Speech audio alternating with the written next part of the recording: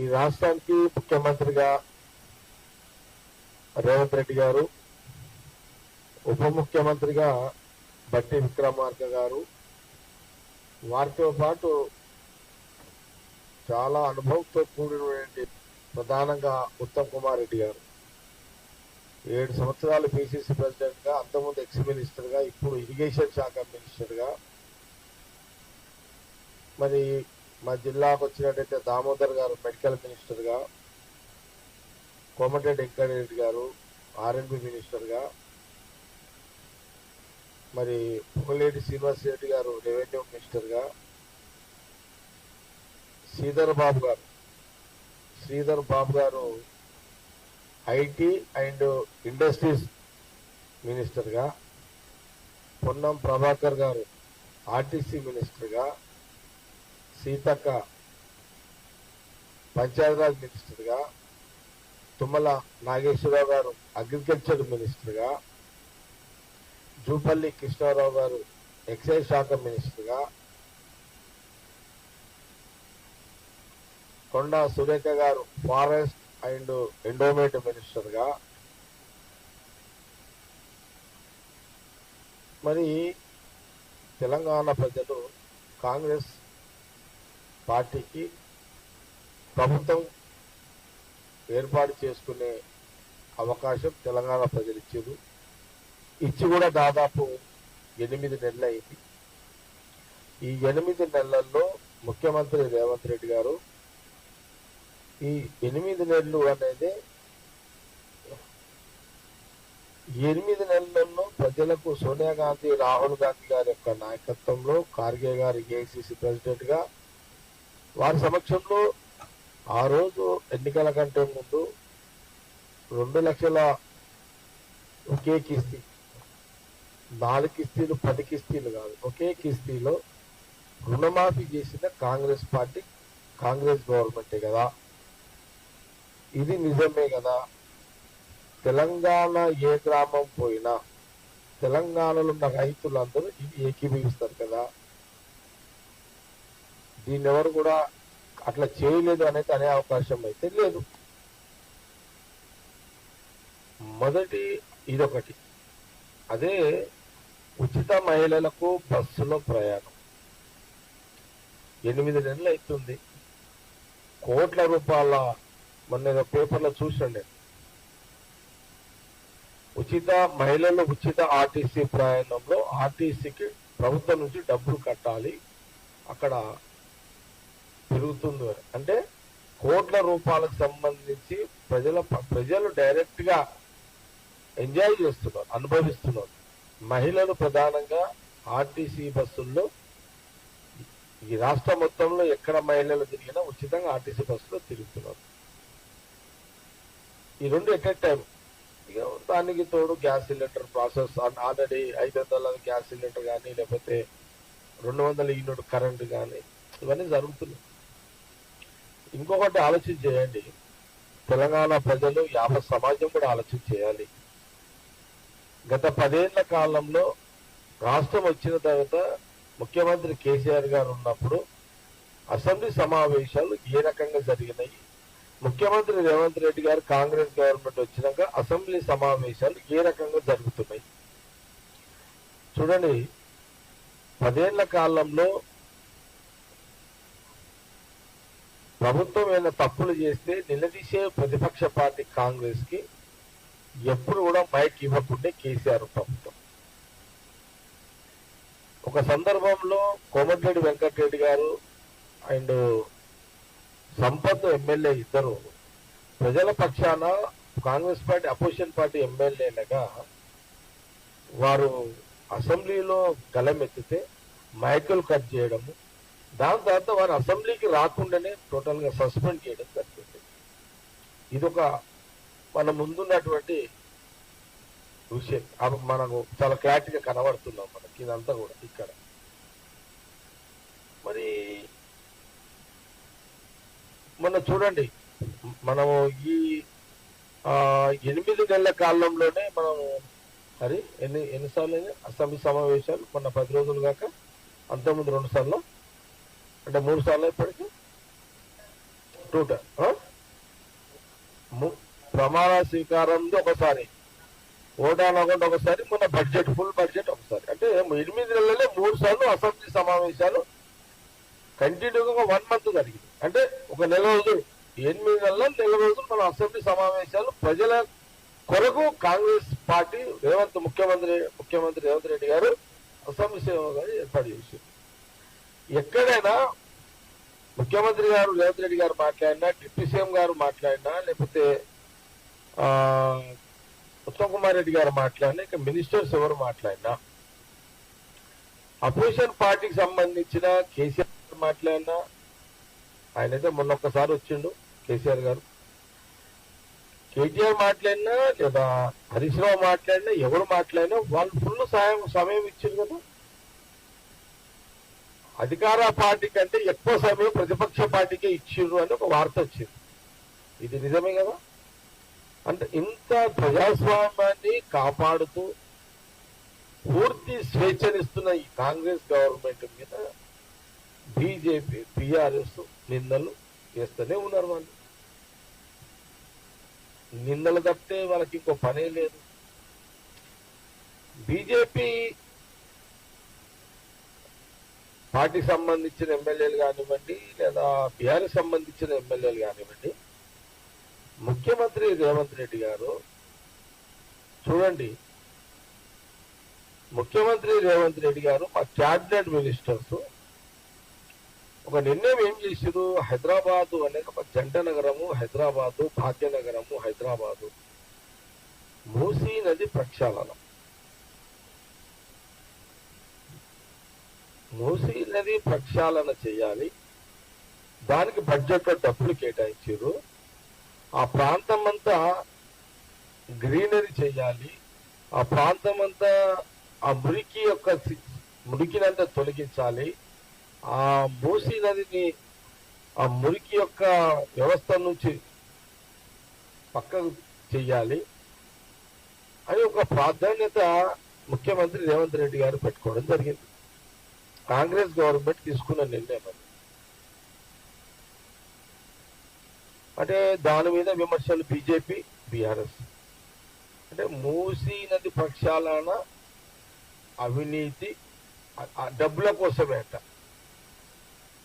ఇప్పుడు మూసీ రివర్ మంచిగా చేస్తా అంటేనేమో డబ్బుల కోసం చేస్తున్నాడంట, చెయ్యకపోతేనేమో మూసీ రివర్ గురించి మూసీ నది గురించి పట్టించుకుంటే లేదంట. ఈ రెండు మీరే అంటే ఏం చేయాలి చెప్పండి. మూసీ నది గురించి ముఖ్యమంత్రి రేవంత్ రెడ్డి గారు పనులు ప్రారంభిస్తున్నట్టేనేమో ఇది మీరు పైసల కోసం చేస్తున్నారు అంటారు. ఒకవేళ మూసీ నది మంచిగా చేయకుండా ఊరుకుంటేనేమో మీరు మూసీ నది గురించి పట్టించుకుంటే లేదు అని అంటారు. బండి సంజయ్ గారు, మీకు కొంత స్పష్టత మీకున్నదా లేదా? మీరు ఒకటి స్పష్టత ఇవ్వండి.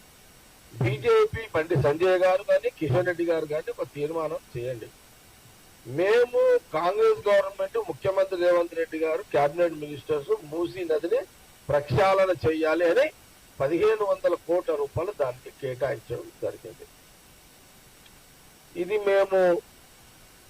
మీరేమో బదలాం చేస్తున్నారు. మీరు ఒక తీర్చేయండి. మేము ముఖ్యమంత్రి రేవంత్ రెడ్డి గారు మూసీ నది రిపేర్ చెయ్యాలా చేయొద్దా? మీరు చెయ్యొద్దని ఒక తీర్మానం చేసి మీడియాకు రిలీజ్ చేయండి.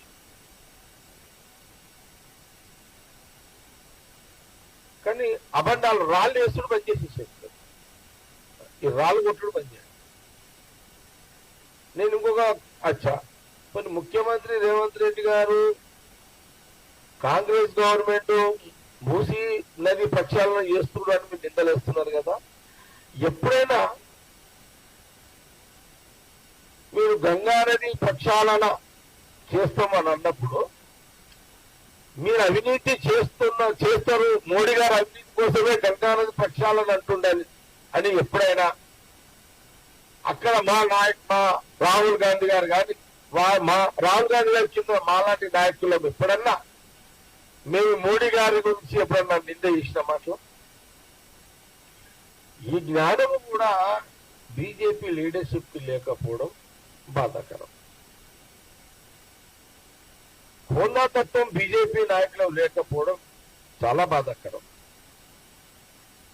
ఒక మంచి పనిని చేసేటప్పుడు మంచి పని అనండి.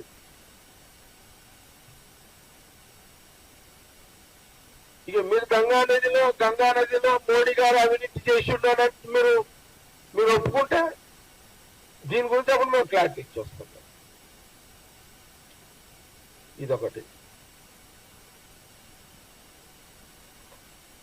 ఇప్పుడు చూడండి, 8 నెలల్లో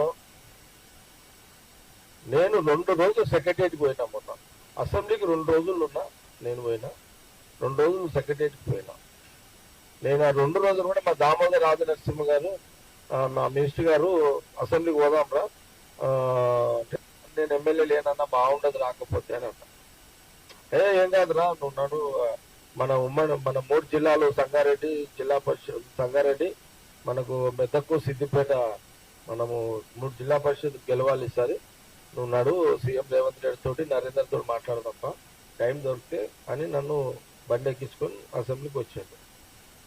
నేను వచ్చినాక అక్కడ చూసినా కదా అసెంబ్లీలో, నేను గతంలో బీఆర్ఎస్ గవర్నమెంట్ ఉన్నప్పుడు నేను ఎమ్మెల్యేగా ఉన్నా కదా, అప్పటికి ఇప్పుడు వ్యత్యాసం చూసాను.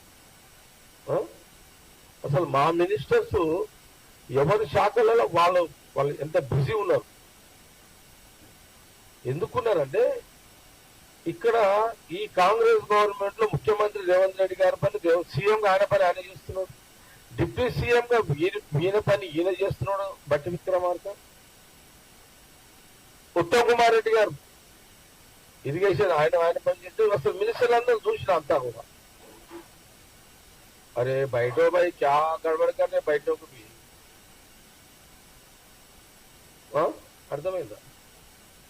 అసలు ఈ మినిస్టర్ ఎక్కడ చూసినా, ఎవరు ఏ ప్రశ్న అడిగినా, ఏ అపోజిషన్ పార్టీ ప్రశ్న అడిగినా అసెంబ్లీలో హోందాగా ప్రవర్తించారు. హోందా తత్వం లేని అసెంబ్లీ సమావేశాలు ఎప్పుడు జరిగినాయినా అంటే 10 ఏళ్ల కాలంలో కేసీఆర్ గారు ముఖ్యమంత్రిగా ఉన్నప్పుడు. హోందా తత్వంగా నడుస్తున్నది అసెంబ్లీ సమావేశాలు ఎప్పుడు రా అంటే కాంగ్రెస్ గవర్నమెంట్ సీఎం రేవంత్ రెడ్డి గారు కాలంలో. హోందాగా నీట్ గా ప్రశ్నలకు జవాబులకు ప్రశ్నలు, ప్రతిపక్షాలకు గొంతు, ఇంత సిస్టమేటిక్ గా అసెంబ్లీ సమావేశం జరిగింది. నేను మన సెక్రటరియట్ మధ్యలో సెక్రటరీకి పోతున్నా. నా సంగారెడ్డి కాన్స్టిట్యూన్సీ సంబంధించింది ముఖ్యమంత్రి గారికి కానీ మన మినిస్టర్స్ అందరికి రిప్రజెంటేషన్ ఇచ్చిన కొంత ఫాలో అప్ చేస్తున్నా. అసలు సెక్రటరియట్ కలకలగా ఆడుతున్నది. పోయిన 10 ఏళ్ల కాలంలో సెక్రటరియట్ లో కింద చాలా మంది ఏమంటున్నారంటే అక్కడ పార్కింగ్ జాగ దొరుకుతలేదంట. సెక్రటరియట్ లో పార్కింగ్ జాగ దొరుకుతలేదు. ఎందుకు దొరుకుతలేదు అంటే అంతమంది స్వేచ్ఛగా సెక్రటరియట్ లోకి వస్తున్నారు. ఎవరు పనులు వాళ్ళు శాఖలలో పోతున్నారు, కన్సల్ట్ డిపార్ట్మెంట్ లో పోతున్నారు, పనులు చేసుకుంటున్నారు. ఎంటైర్ ఆల్ మినిస్టర్స్, క్యాబినెట్ మినిస్టర్లు, మా కాంగ్రెస్ మినిస్టర్లు అందరూ అక్కడ మరి సెక్రటరియట్ టైం పెట్టుకొని కూర్చుంటున్నారు. అడంతా గంటలు కూర్చుంటున్నారు. రాత్రి 8, 9, 10. నిన్న బట్టి విక్రమార్క సండే రోజు రివ్యూస్ చేసాడు. 3-4 డిపార్ట్మెంట్ బట్టి Vikramarka, finance department, electricity department, 2-3. ఇప్పుడు రేపు 15 లోపల ఇది ఇంకా బ్యాలెన్స్ చేయాలి కదా, 2 లక్షలు, దాన్ని రివ్యూ. నేను ఒక రోజు సీతారామరావు గారు చూస్తే ఇండస్ట్రియల్ మినిస్టర్గా, ఇట్లా మనం ఒక శాఖని కాదు ఏ శాఖలో చూసుకున్నాం. ఈ ఉద్యోగాలకు సంబంధించి కమిటీ వేసారు మనకు ముఖ్యమంత్రి గారు. దాని కమిటీ చైర్మన్ దామోదర్ గారు, శ్రీధరబాబు గారు, సీతక్క, చాలా మంది ఉన్నట్టున్నారు, పొన్న ప్రభాకర్. నేను మన దామోదర్ గారు ఆయన బంగ్లా కూడా చూసిన. అసలు ఎంటైర్ ఆల్ డిపార్ట్మెంట్స్ ఎవరంటే వాళ్ళు వచ్చి దరఖాస్తులు ఇచ్చుకునే పరిస్థితిలో మంత్రుల భవనాలు యాక్టివిటీ అయిపోయినాయి. సరే, కొందరు పనులు అయితే, కొందరు కావు, కొందరు లేట్ అయితే, కొందరు ముందు అయితే, అందరూ ఒకటేసారి కాకపోవచ్చు.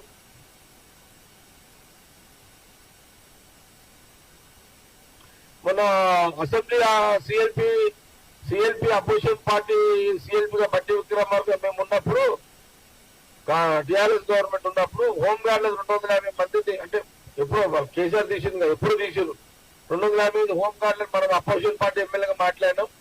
బట్టి గారు మరి దీన్ని మనం రూలింగ్ వచ్చిన 250 మందికి హోంగార్డులకు జాబ్లు ఎక్కియండి అని మళ్ళా బట్టి గారితో ఎండార్స్మెంట్ ఇప్పించారు తీసుకుపోయి. నిన్న వేముల నరేందర్ రెడ్డి కూడా నేను చెప్పిన సీఎం గారు అడ్రస్ చేసి ఇది మనం కాంగ్రెస్ అపోజిషన్ లో మాట్లాడినాం అసెంబ్లీలో అని నరేందర్ కూడా ఇచ్చి ఇది కొంత సీఎం గారితో మాట్లాడి ఫోన్ లో ఇది మూవ్ చేయి ఐజీతో మాట్లాడి హోంగార్డ్ డిపార్ట్మెంట్ తో కూడా నేను ఇచ్చిన. అంటే ఇంత ఇప్పుడు నేను ఎమ్మెల్యే లేను అయినా గతంలో ఎమ్మెల్యే ఉన్నప్పుడు కొన్ని మేము అసెంబ్లీలో మాట్లాడే అంశాలు కూడా మేము తీసుకుపోయి ఇచ్చినప్పుడు సీఎం రేవంత్ రెడ్డి గారు కానీ లేదా నరేందర్ కానీ లేకపోతే అక్కడ బట్టి విక్రమార్క కానీ మా ఉత్తమ్ కుమార్ రెడ్డి గారు కానీ ఇంకా మిగతా ఆల్ మినిస్టర్స్ రెస్పాండ్ అవుతున్నారు. ఎందుకు అవుతున్నారు? That is Congress party, Congress government. అది కాంగ్రెస్ పార్టీ, కాంగ్రెస్ గవర్నమెంట్ పనితీరు పని ఎక్కడ జరుగుతుందా అంటే కాంగ్రెస్ పార్టీ గవర్నమెంట్ లో జరుగుతుంది. సమస్యలు వస్తే చెప్తే వినటంలో ఎవరయ్యా అంటే కాంగ్రెస్ పార్టీ, కాంగ్రెస్ గవర్నమెంట్ లో జరుగుతుంది. ఇది ఈ రకంగా పరిపాలన జరుగుతుంటే మహానుభావులు బీజేపీ నాయకులు బీఆర్ఎస్ నాయకులు రాళ్లతో కొడుతున్నారు. బురద జల్లెపు కార్యక్రమం పెట్టుకున్నారు కాంగ్రెస్ గవర్నమెంట్ మీద. ఇప్పుడు మనం చూడండి స్కిల్ డెవలప్మెంట్ కు సంబంధించి ముఖ్యమంత్రి గారు అమెరికాకు పోకంటే ముందే ఇండస్ట్రియల్ మినిస్టర్ శ్రీధర్ బాబు గారు అండ్ ముఖ్యమంత్రి గారు ఎక్కడది శంషాబాద్ దగ్గర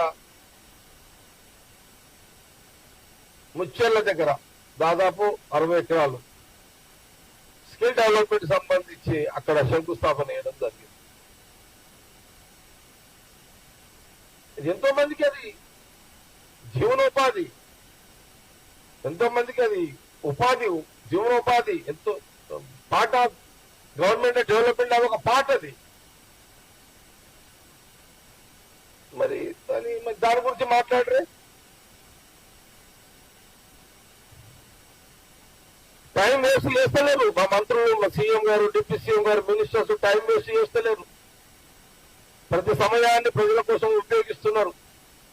అటు హామీలను నెరవేరుస్తూ ఇటు ప్రజా సమస్యలు తెలుసుకుంటూ ఎప్పటికప్పుడు సమస్యల మీద వాళ్ళు ఫాలోఅప్ చేస్తున్నారు పరిష్కరించడానికి. మంత్రులు, ఎమ్మెల్యేలు, ఎమ్మెల్సీలు, ప్రజాప్రతినిధులు నిరంతరం ప్రజల అందుబాటులోనే ఉంటారు. కాంగ్రెస్ పార్టీకి సంబంధించిన వాళ్ళందరూ కూడా గతంలో ఎన్నడూ లేని విధంగా అసెంబ్లీ సమావేశం అత్యంత ప్రజాస్వామ్య పద్ధతిలో జరిగినాయి. కలెక్టర్లు, ఎస్పీలు, ముఖ్యమంత్రి సమావేశాలు నిర్వహించే క్షేత్ర సమస్యలు తెలుసుకొని ఎప్పుడప్పుడు పరిష్కరిస్తున్నారు వాళ్ళందరూ కూడా.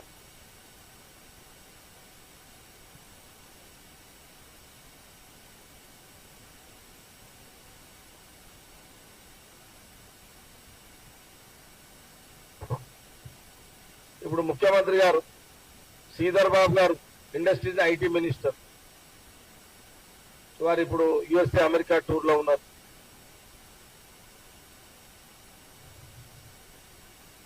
ఇప్పుడు మనం రోజు ఛానల్స్ లో పేపర్లో చూస్తున్నాం, ఏ రోజుకి ఆ రోజు ముఖ్యమంత్రి రేవంత్ రెడ్డి గారు అట్లాగే శ్రీధర్ బాబు గారు industry IT minister Sridhar Babu గారు అనేక కంపెనీలతోటి వారు సంప్రదింపులు చేసి తెలంగాణ ప్రాంతానికి పెట్టుబడులు రావాలి, మీరు రావాలి, ప్రభుత్వం కాంగ్రెస్ గవర్నమెంట్ పరంగా మీకు అన్ని ఫెసిలిటీస్ ఇస్తాము, మీరు మా తెలంగాణ హైదరాబాద్ రావాలి అని వారు అనేక కంపెనీలతో వారు మాట్లాడడం, ఇండస్ట్రీతో మాట్లాడడం, ఐటీ సెక్టర్ తో మాట్లాడడం,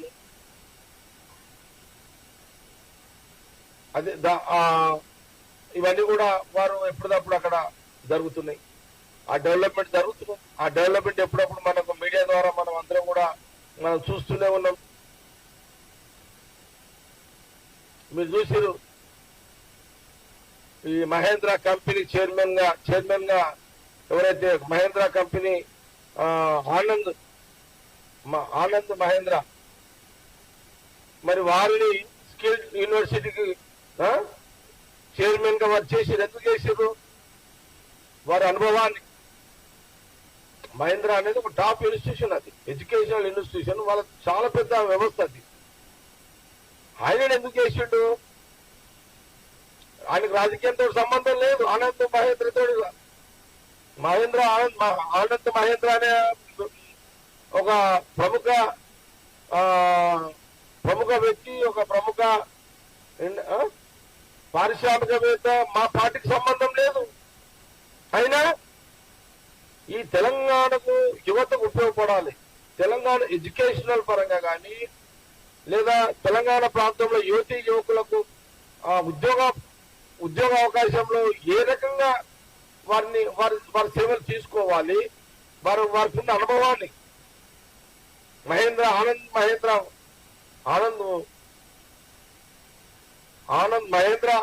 మహేంద్ర వారి యొక్క అనుభవాలను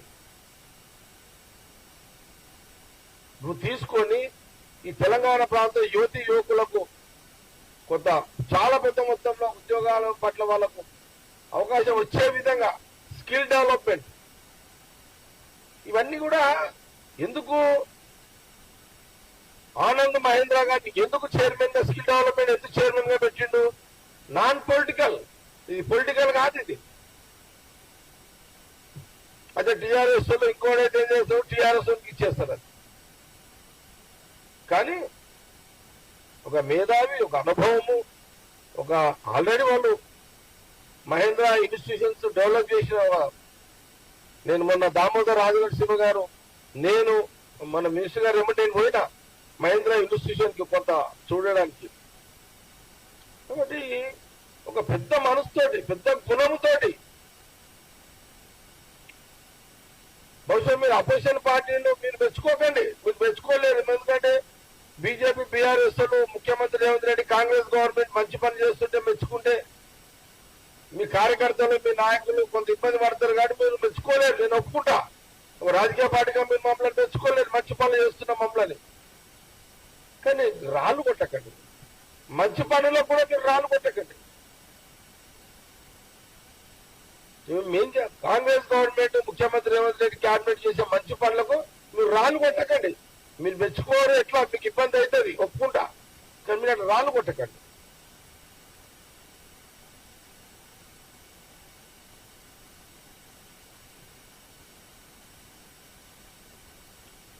ఇప్పుడు అమెరికాలో ముఖ్యమంత్రి రేవంత్ రెడ్డి గారు, శ్రీధర్ బాబు గారు ఐటీ ఇండస్ట్రీ మినిస్టర్ గా వారు పని చేస్తున్న పని ఇదే కదా. ఈ 10 రోజులు అమెరికా టూర్ పెట్టుకున్నారు అనంటే అనేక మంది ఇండస్ట్రియల్స్ సంబంధించిన ఐటీకి అందరినీ కూడా తెలంగాణ గడ్డకు, హైదరాబాద్ గడ్డ మీదకి, ఈ ప్రాంతానికి పెట్టుబడి వచ్చే దాంట్లోనే వాళ్ళు పనిచేస్తున్నారు.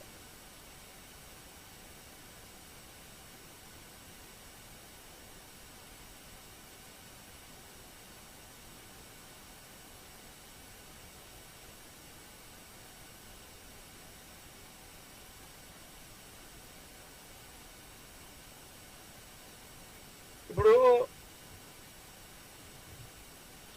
బీజేపీ నాయకులు మీరు కోతలు కోసుడు ఎక్కువ, పని చేస్తుంది తక్కువ.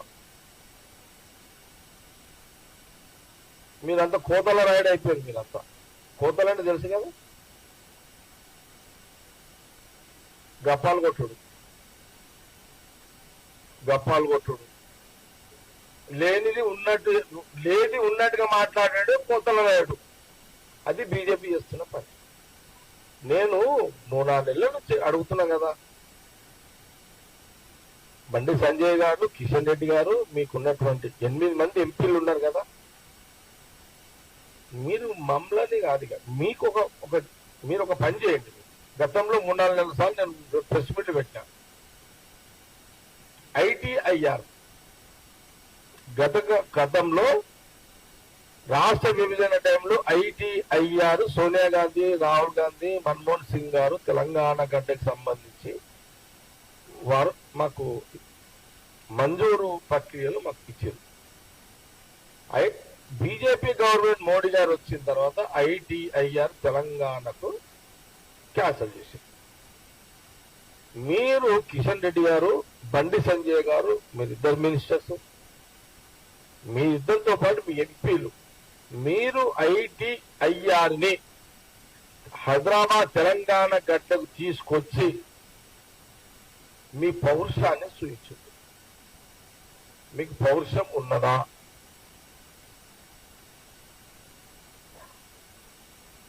మీరు వీరులు అనిపించుకోవాలనుకుంటే కొన్ని మేము చెప్తున్న మాటల కన్నా మీకు పౌరుషము వస్తే, మీకు పౌరుషము ఉంటే ఐటీఐఆర్ని హైదరాబాద్ కు మంజూరు తీసుకొచ్చి ప్రధానమంత్రి గారితో కొబ్బరికాయ కొట్టిపోయింది. ఇదొక్కటి మీరు చేయాలి. చేసిన తర్వాత మేము ఎట్లా స్పందిస్తామో మీరు చూడండి.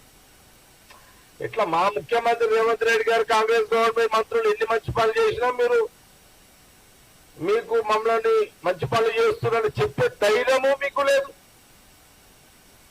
ఆ శక్తి మీకు లేదు. కానీ ఐటీఐఆర్ని మీరు తీసుకొచ్చి ప్రధానమంత్రి గారితో తెలంగాణ గడ్డ మీద హైదరాబాద్ లో కొబ్బరికాయ కొట్టిపోయి మా స్పందన ఏ రకంగా ఉంటుందనేది చూడండి. కాంగ్రెస్ పార్టీ, సీఎం రేవంత్ రెడ్డి, మా మంత్రులకు, మా పార్టీకి, బీజేపీ తెలంగాణ ప్రాంతం బీజేపీ నాయకులకు మరిద్దరి మధ్యలో ఇది ఛాలెంజ్ అనుకోండి. చలో, ఈ ఛాలెంజ్ కి మీరు సిద్ధం కండి. మనమిద్దరం ఇక్కడ పోటీ పడదాం. మిమ్మల్ని 2, 3, 10 అడుగుతలేమిగా. ఐటీఐఆర్ని హైదరాబాద్ మోడీ గారిని తీసుకొచ్చి కొబ్బరికాయ కొట్టేయండి, మంజూరు చేసి.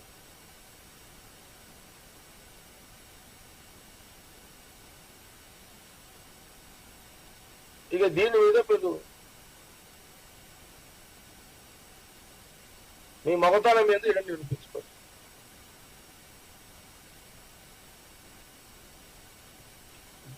గాలి మాటలు మాట్లాడతారు, పనికొచ్చే ముచ్చట్లు చెప్పండి. తెలంగాణ ప్రజలకు, తెలంగాణ యువకులకు దీని మీద మాట్లాడండి.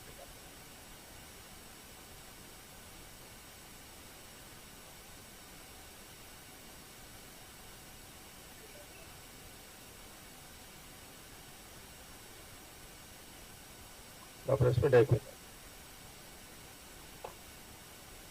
ఓకే, నా ప్రెస్ మీట్ అయిపోయింది. ఏమన్నా అడిగితే చెప్పండి, క్లోజ్ చేస్తాం.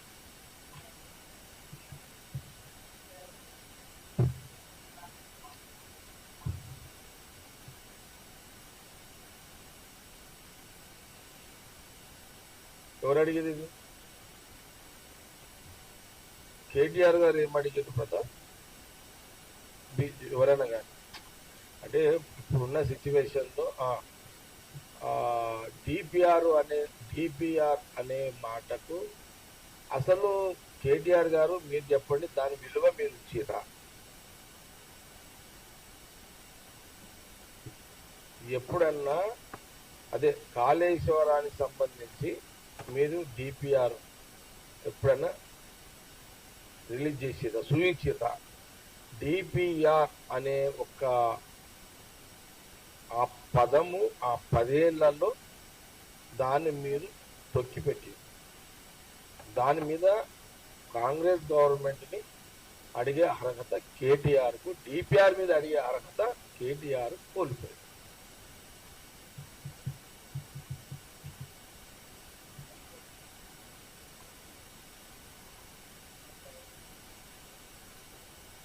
ఏది పార్టీలు మారినందుకు. ఇప్పుడు నేను ఇవన్నీ చెప్తే మా మెయిన్ ప్రెస్ మీట్ డైవర్షన్ ఏమో. ఎందుకంటే ఇప్పుడు మా ముఖ్యమంత్రి శ్రీధర్ బాబు గారు, రేవంత్ రెడ్డి గారు, శ్రీధర్ బాబు గారు పాప అమెరికాలో రోజు రివ్యూ చేసి ఈడ పైసలు ఎట్లా రావాలి, ఈడ ఎట్లా తెలంగాణ సుధరాయించాలి, వాళ్ళు ఆ టెన్షన్లో వాళ్ళు ఉంటే ఇక కేటీఆర్ వీళ్ళు సుప్రీంకు ఇవన్నీ మనకి ఎందుకు పంచాదు, తర్వాత మాట్లాడదాం, పొలిటికల్ తర్వాత మాట్లాడదాం, డెవలప్మెంట్ మీద ప్రశ్నలు అడగండి చెప్తాం.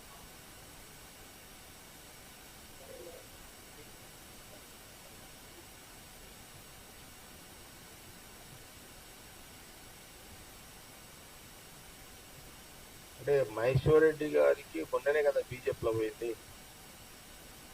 ఇప్పుడు ఆయన 10 ఏళ్ళు అంటే ఇప్పుడు మొన్నదా మన కాంగ్రెస్ లో ఉండే కదా మహేశ్వర్ రెడ్డి, ఇప్పుడు సడన్ గా అక్కడికి పోయాడు. అంటే అప్పుడే ఆ బీజేపీ 10 ఏళ్ళ డాటా ఆయన దగ్గర ఉండదు, మహేశ్వర్ రెడ్డి దగ్గర కొంత డాటా లేకుండా సడన్ గా ఇప్పుడు ఆయనే ఫ్లోర్ లీడరా మనకు, మన ఫ్లోర్ లీడర్ ఆయనే కదా బీజేపీ పక్షాన. కాబట్టి ఆయన ఒక అపోజిషన్ పార్టీ లీడర్ గా ఏదో అడగాలి కాబట్టి అడుగుతున్నాడు. బెటర్ మళ్ళొకసారి ఆయన సబ్జెక్ట్ స్టడీ చేసుకొని వస్తే కొంత ఆయన బెటర్ అపోజిషన్ లీడర్ బీజేపీ అనిపించుకునే ప్రయత్నం చేస్తాడేమో అని అనుకుంటున్నాను. కొంత సబ్జెక్ట్ తోటి వస్తే బెటర్ కొంత. అంటే మా దగ్గర యోధులు ఉన్నారు ఆడంతా. నువ్వు అంటున్నావు కదా బీజేపీ మహేశ్వర్ రెడ్డి అడిగితే 10 లక్ష 10 లక్షలండి పిల్లల పరిష్కారం కదా, ఏ 10 లక్షలు ఏం కదా, 10 లక్షలు ఈడికి దేంతో వాళ్ళు ఏమని అది పెద్ద ఇష్యూ కాదు. చూద్దాం మళ్ళీసారి మహేశ్వర్ రెడ్డి స్టేట్మెంట్.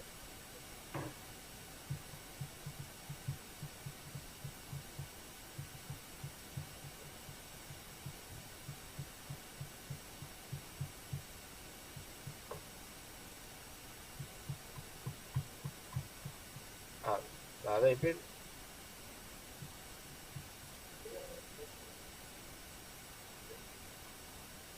పొలిటికల్ వద్దు, ఎందుకంటే పొలిటికల్ ప్రశ్నలు మన మీతోటి ఎందుకు అడగొద్దు అంటుందంటే రుణమాఫీ మీద అడగచ్చు.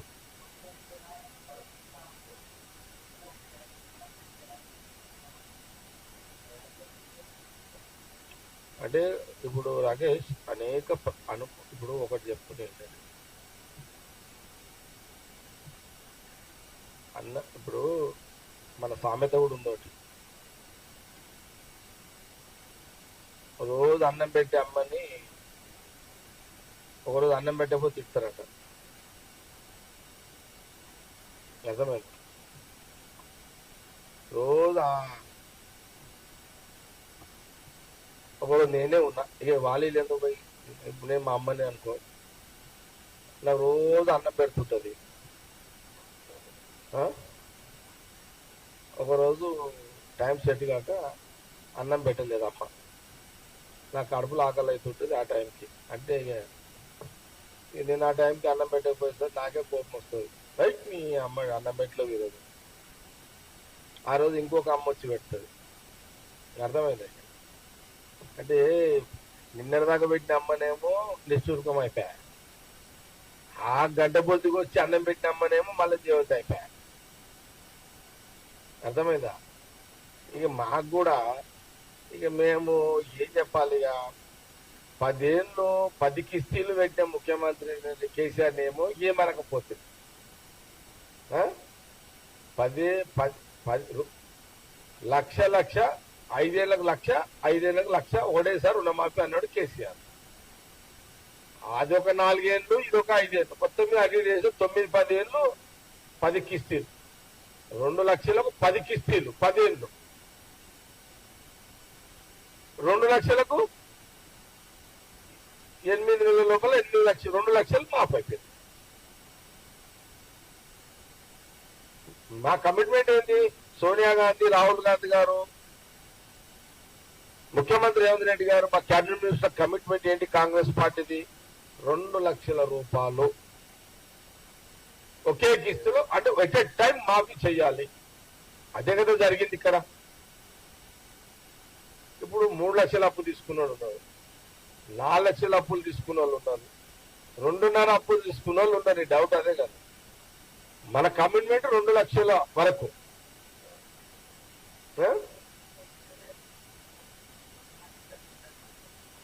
2 లక్షలు అవుతున్నాయి కదా. నేనేమంటున్నా అంటే మీరు అడిగే ప్రశ్నలు, వాళ్ళు చెప్పే ప్రశ్నలు, మీరు వినే ప్రశ్నలు, మీరు వినేటి అంటే కూడా కొంత కన్ఫ్యూజ్ ఉన్నాయి. ఇవన్నీ కన్ఫ్యూజ్ ఉన్నాయి కూడా బట్టి విక్రమార్క గారు ఇన్ని దాన్ని ఎట్లా చేయాలో చేస్తుంది. ఏం ఏం టెన్షన్ ఏం అవసరం మేడం, అవసరం లేదు. అది ఏమైందంటే 10 ఏళ్ళు బూజు పట్టిపోయింది. ఏది ఈ ఈ ఈ రైతు రుణమాఫీ ఆ స్కీము ఫైల్స్ అన్ని బూజు పట్టిపోయినాయి మొత్తం 10 ఏళ్ళ బీఆర్ఎస్ గవర్నమెంట్ బూజు పట్టి ఆ స్కీమ్ ఉంది. ఇప్పుడు మా బట్టి విక్రమార్క ఫైనాన్స్ మినిస్టర్ అవన్నీ తీసి కడిగి చేసేసరికి ఈ ప్రశ్నలన్నీ వస్తున్నాయి మాకు. అది ప్రాబ్లం అది ఇప్పుడు అక్కడ.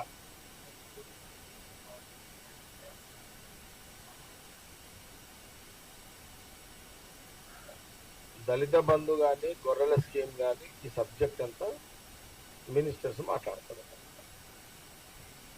అంతే కదా. ఎందుకంటే సబ్జెక్ట్ వాళ్ళ దగ్గర ఉంటుంది, వాళ్ళు మాట్లాడతారు.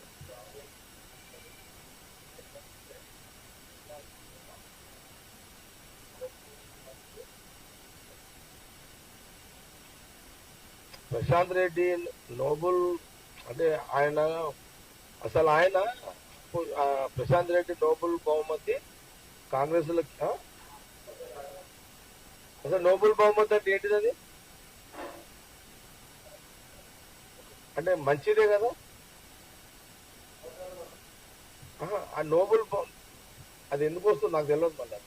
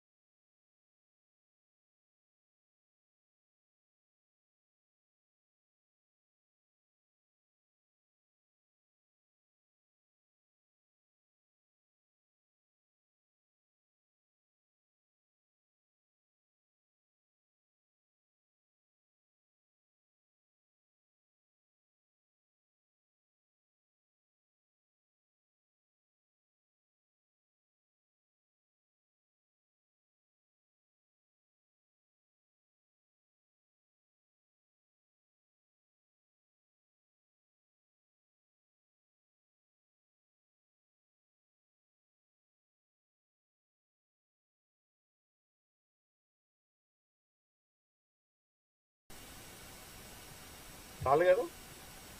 రైట్.